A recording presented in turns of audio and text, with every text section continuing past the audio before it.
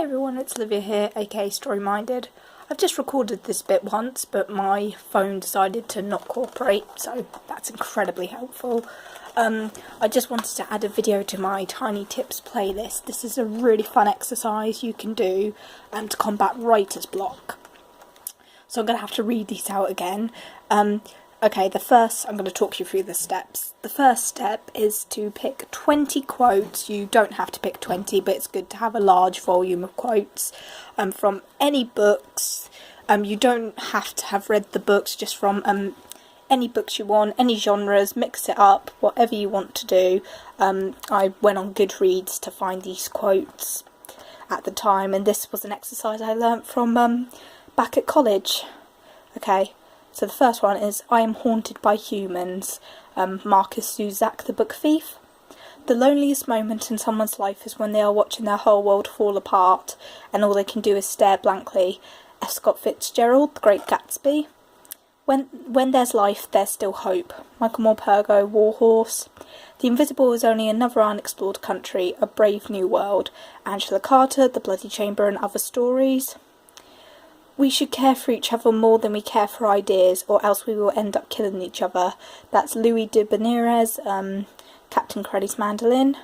Can you giggle while racing for your life and protecting a 6-year-old? I can.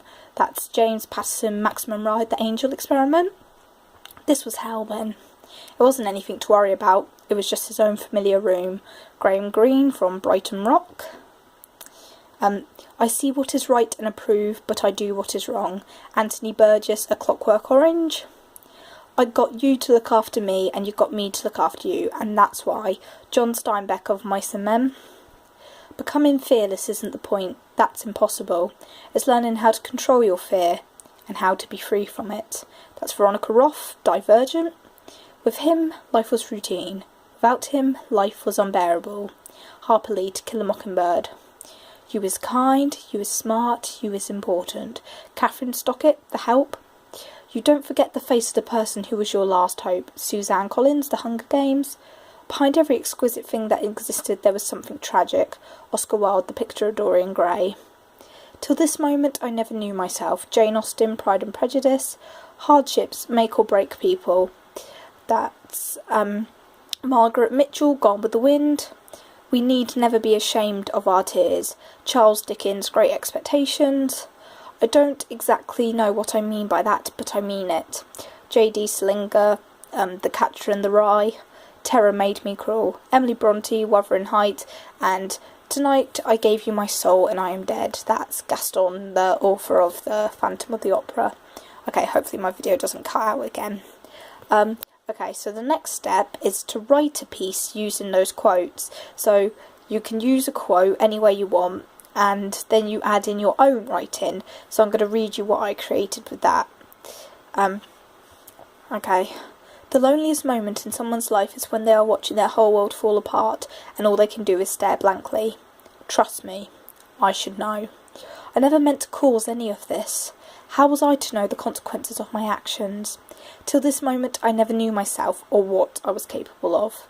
At least my failure taught me something useful. Hardships make or break people. Well, it definitely broke me. My life has just been a never-ending road of torture.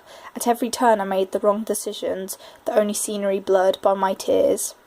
A friend of mine once told me we need never be ashamed of our tears, but I never believed him, as he would never cry in front of me. With him, life was routine. Without him, life was unbearable. Despite all his flaws, I can never replace him. After all, you don't forget the face of the person who was your last hope. On the brink of succumbing to the darkness within me, he tried to save me by saying, I got you to look after me and you got me to look after you, and that's why you can't give in.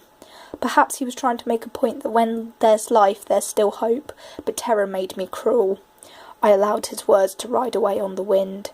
That night I gave it my soul, and I am now dead. Life became much more colourful for me then. I don't exactly know what I meant by that, but I meant it. Maybe I allowed it to take over as I needed to learn more about that side of myself.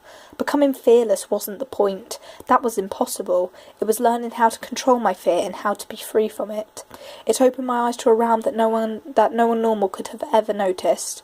The invisible was only another unexplored country, a brave new world, and it offered me an escape, for I am haunted by humans. They remind me of everything that I'm not. I have lost everything and everyone. In this new world, I discovered that behind every exquisite thing that existed, there was something tragic. There were millions of us, all with a past so pitiful that it would make the stoniest of people weep. This was hell then. There wasn't anything to worry about. Sometimes when I grew tedious of listening to the same dreary tales that were spoken with such fiery passion that it would frighten me, I would visit my hometown. This is where I would see what was right and approve, but I would do what was wrong. I would break shop windows and manipulate people's emotions by simply touching their shoulder. Of course I could do whatever I wanted. No one could detect me even if they wanted to. Surprisingly, on these mischievous sprees, I would sometimes recall the last whispered words of my mother. You was kind, you was smart, you was important. Sadly, I am none of these things anymore, for an animal instinct seemed to rob my thoughts, and I became much more liberal with my fists than I used to be. But a small ray of hope entered my life in the form of a mysterious girl called Althea. She told me after a disagreement I had that we should care for each other more than we care for ideas, or else we will end up killing each other. I was taken aback by the wisdom in her words, considering her age. From that moment on I had a purpose.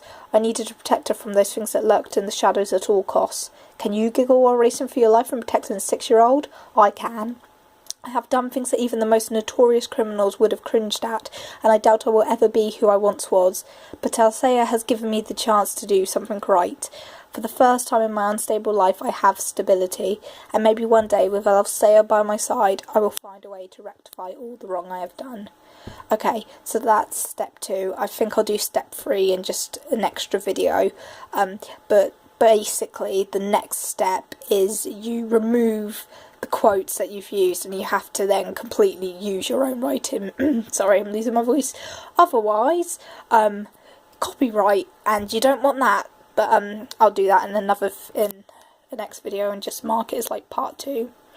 If anyone watches this, thank you, and this is a really fun exercise to do if you have writer's block. Bye.